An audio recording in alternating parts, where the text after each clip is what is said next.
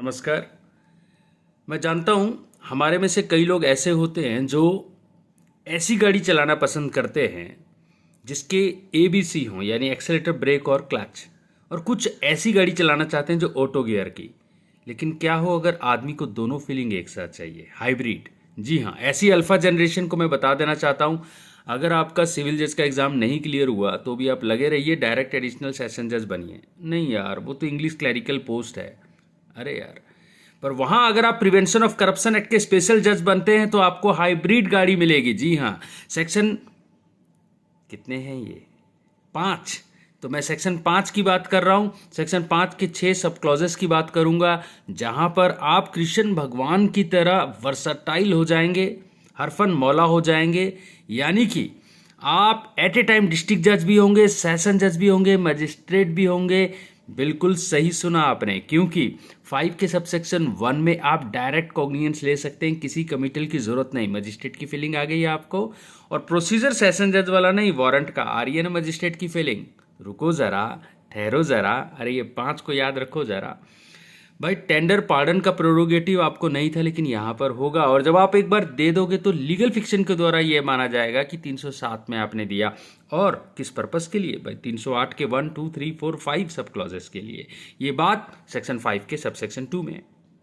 अब हम आते हैं, भाई CRPC लगता है? नहीं, CRPC जहां पर इनकंसिस्टेंट है शांत हो जाता है। एयर अंतुले वर्सेस RS नायक में ऑनरेबल सुप्रीम कोर्ट ने भी कहा, गलतफहमी में मत रहना। मजिस्ट्रेट की पावर तो लगती है, वारंट प्रोसीजर तो होता है, टेंडरिंग पार्डन भी करते हैं, लेकिन इसका ये मतलब वो सेशन जज नहीं है, वो बाकायदा एक सेशन जज है। मैं 5 के 3 की बात कर रहा हूँ। और आपके यहाँ जो पब्लिक प्रोसिक्यूटर होगा वो भी स्पेशल पब्लिक प्रोसिक्यूटर होगा। जी हाँ। अब आते हैं भाई चौथे क्लॉज में। यहां पर भी बड़ी इंटरेस्टिंग बात है, 326 और 475। ध्यान से सुनो CRPC की ये दो चीज। भाई जब फौजी आपके आगे आता है 475 में, तो आप क्या करते हैं? कमांडिंग ऑफिसर से बिना पूछे आगे बढ़ सकते हैं? अगर वो नो ऑब्जेक्शन करे तभी ना, नहीं तो वापस भेजना पड़ेगा। यहां पर भी अगर कोई ऑर्डिनेंस, कोई फौजियों का करप्शन है और आपके आगे एक फौजी लाया जाता है तो आगे मत बढ़े, 475 के मजिस्ट्रेट की तरह एक्ट करें। आप यहाँ मजिस्ट्रेट बन जाते हैं, 326 में भी मजिस्ट्रेट बन जाते हैं। कमेंट सेक्शन में लिखें 326 क्या है।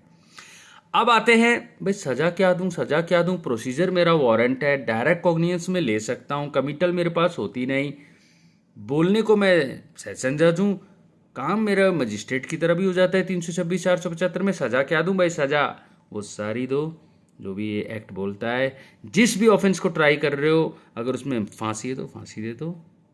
वैसे PC एक्ट में कहीं फांसी की सज़ा नहीं है, लेकिन IPC के भाई 467, 471 कई ऐसे ऑफेंसेस हैं जहां बहुत सारी सज़ा, इवन लाइफ इम्प्रिजमेंट तक 409 में है। आप वो तो दे ही सकते हैं।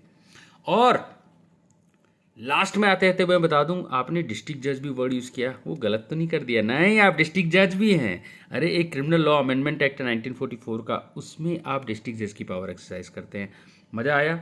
लग रहा है ना इस कलयुग के कल की अवतार बन गए हो, कृष्ण भगवान बन गए हो। इतनी सारी power. Section 5 prevention of corruption act. Thank you.